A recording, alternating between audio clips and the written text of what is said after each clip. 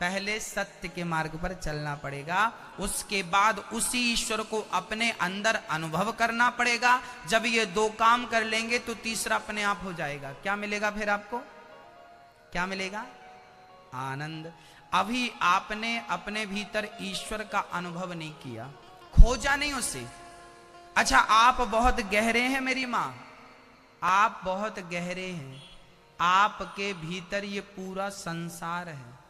आपने बाहर तो बहुत कुछ देख लिया, बाहर तो बहुत कुछ ढूंढ लिया, पर अभी अंदर देखना और अंदर ढूंढना भी बाकी है।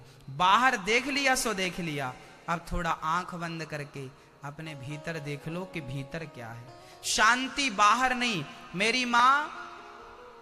यदि हमने बाहर दिया जला दिया और कोई आंखें, किसी की आंखें फूटी हो, तो उसके आंखें जिसकी फूटी हो उसके सामने 10 दिए जला दो, 100 दिए जला दो, तो कोई अर्थ है? अंधे के सामने आप सूर्य भगवान को लाकर खड़ा कर दो तो कोई अर्थ है ना मेरी मां। अंधे के सामने 1000 दीपक भी बेकार हैं, और जिसके भीतर एक दीपक जल गया, जिसकी आंखें जाग गईं, देखने लगी, वो अंधकार में भी अपना मार्ग ढूंढ ही लेता है, जिसकी चेतना जाग जाती है। बस मेरी मां, आप अंधे ना बने। अच्छा बताओ, अंधा किसे कहते हैं? जिनकी आंखें फूट गई वो, या जिनका विवेक और बुद्धि फूट गई वो? जिनकी आंखें हैं वही लोग बड़े अंधे हैं। हाँ या ना? उदाहरण देता हूं। आज हमने एक अखबार पढ़ा, यूपी में 15 दिन पहले एक घटना घट गई उत्तर प्रदेश में। सुनना, 15 दिन पुराना अखबार आज हमने पढ़ा। यूपी के किसी शहर का वो अखबार था। उस अखबार में आया था कि बहू और बेटे ने अपनी मां को इतना टॉर्चर किया, अपने बाप को इतना टॉर्चर किया कि मां बाप जहर खा के मर गए। बेटे ने खुद की औलाद, जिसके लिए रोते हो ना भगवान बेटा दे दे बेटा दे दे, उसी बेटा ने अपनी मां को और उसी बहू ने अपनी सास को इतना परेशान किया कि दोनों बुढ़ा बुढ़ी जहर खाने पर मजबूर हो गए, मजबूर हो गए, मर गए। इससे क्या देखा हमने, क्या सीखा हमने? कि उन बच्चों के आंख थी, फिर भी उन्हें अपने मां की वेदना दिखाई पड़ी क्या? मां का दर्द दिखाई पड़ा क्या? मां बाप की चीख और पुकार सुनाई पड़ी क्या? अंधे वो नहीं होते मेरी मां जिनकी आंखें फूटी होती हैं। अंधे वो होते हैं जिनकी दोनों आंखें सलामत हैं, फिर भी उन्हें किसी का दर्द दिखाई नहीं पड़ता। यही अंधे लोग। ये अंधे बहुत खतरनाक अंधे हैं।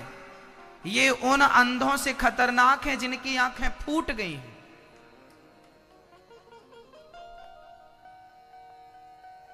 हाँ, अंधा कौन है? 16 दिसंबर की रात दामिनी के साथ बलात्कार करने वाले क्या अंधे थे? उनकी आंखें थी ना? थी कि नहीं? थी उनकी आंखें, फिर भी उन्होंने उस लड़की के साथ बलात्कार किया कि नहीं?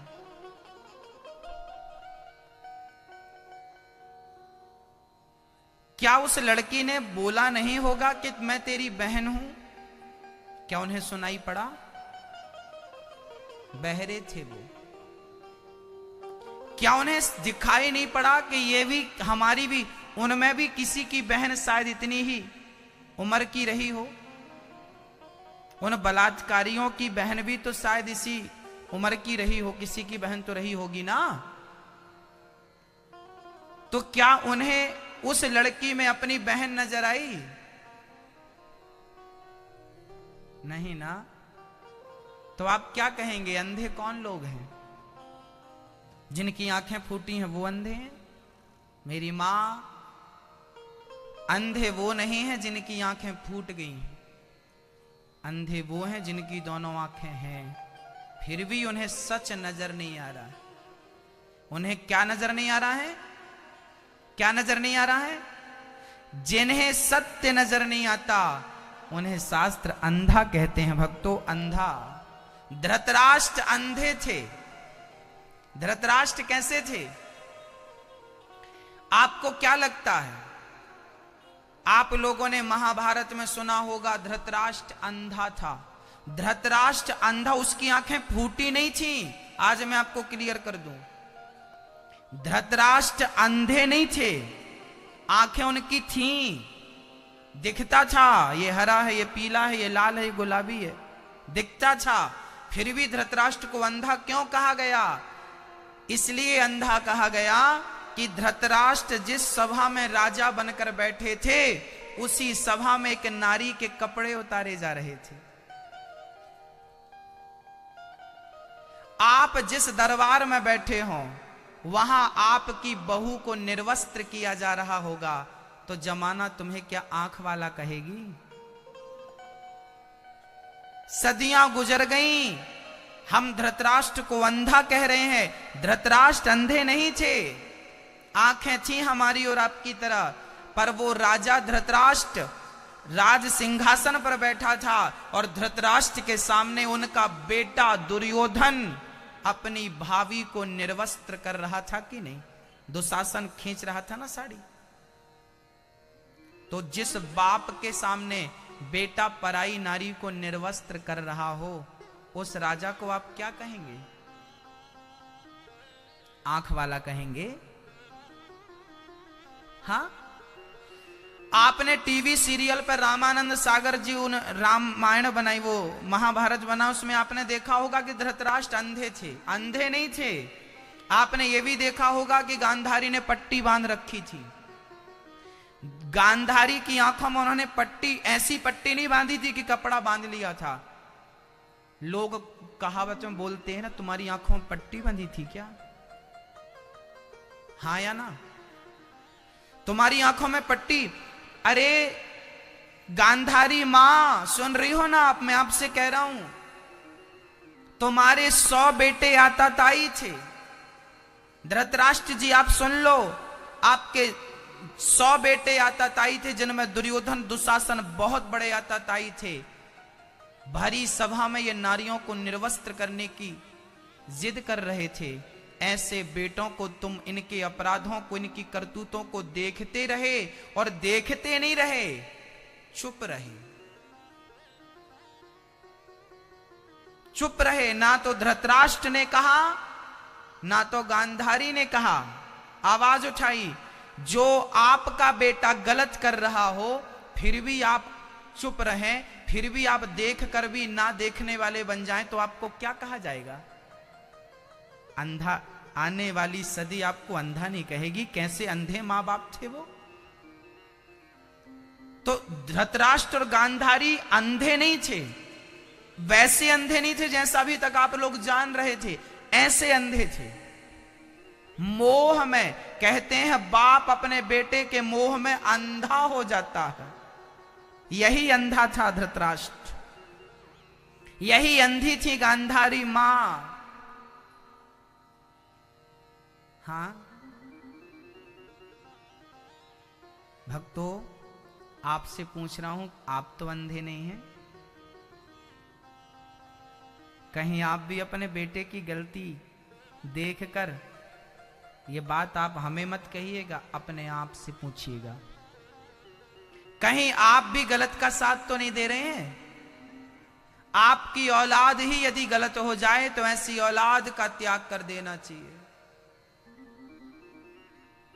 क्या गलत आदमी का आप साथ देंगे क्योंकि वो आपका बेटा है?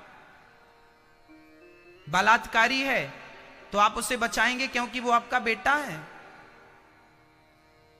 वो समाज कभी तरक्की नहीं कर पाती, वो लोग कभी तरक्की नहीं कर पाते जो गलत का साथ देते हैं। वो लोग आसमान को छू लेते हैं जो सच का साथ दिया करते हैं। भक्तों, राजा हरिश्चंद्र को आज भी हम याद करते हैं केवल इसलिए क्योंकि वो सत्य के साथी थे। और सत्य के लिए राजा हरिश्चंद्र बाजार में बिक गए, पत्नी बिक गई, बेटा रोहित बिक गया, खुद का मूल्य लगाया। बताइए, जब आप पर मुसीबत आती है ना, तो आप अपने गहने बेच देती हो मां, आप अपना घर बेच देती हो मेरी मां, मेरे भाई, आप अपनी जमीन जायदाद बेच देते हो, पर आप कभी अपने आप को नहीं बेचते, पर आप कभी अपनी पत्नी को नहीं बेचते, पर आप कभी अपने बेटे को नहीं बेचते। पर धर्म की रक्षा करने के लिए वो राजा हरिश्चंद्र जो अपने आप को बेच दिया हो, अपनी पत्नी को बेच दिया हो, ये सत्य की रक्षा थी। एक वो भारत था जहां सत्य के लिए लोग बिक जाते थे, और एक ये भारत है जहां लोग कहते हैं सच नहीं, झूठ बोलेंगे तो ही दुकान चलेगी। कितना बदल गया। सतयुग क्या था, त्रेता युग क्या था, द्वापर युग क्या था, कलयुग क्या है? यही सतयुग है मेरी मां। तुम सच बोलोगी तो सतयुग चालू हो जाएगा, तुम झूठ बोलोगी तो कलयुग चालू हो जाएगा। युग आपकी मानसिकता से बदलते हैं, युग आपकी विचारधारा से बदल जाते हैं। देखने का नजरिया बदल जाएगा तो युग बदल जाएगा। विचारधारा नहीं बदलते हम, दृष्टिकोण नहीं बदलते हम।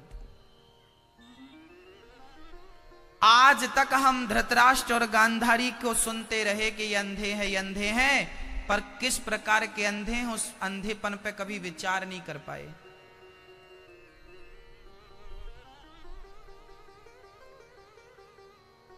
क्यों नहीं विचार कर पाए हम? क्योंकि हम सत्य के साथी नहीं है ना, हमें सत्य से क्या लेना देना। हमारी तो बस दुकान चल जाए, 2 पैसे बच जाएं, बस हम तो करोड़पति बन जाएं, तुम चूल्हे में जाओ। सत्य जाए तेल लेने, हमारी तो दुकान चल जाए, पैसे मिल जाएं करोड़ों रुपए। किसे पड़ी है सच की? कौन बचा रहा है सत्य? कौन बोलता है सच? केवल इसीलिए आप झूठ बोलते हैं कि आपका फायदा हो जाए। क्या करोगे कमा के भाई? ले जाओगे बांध के?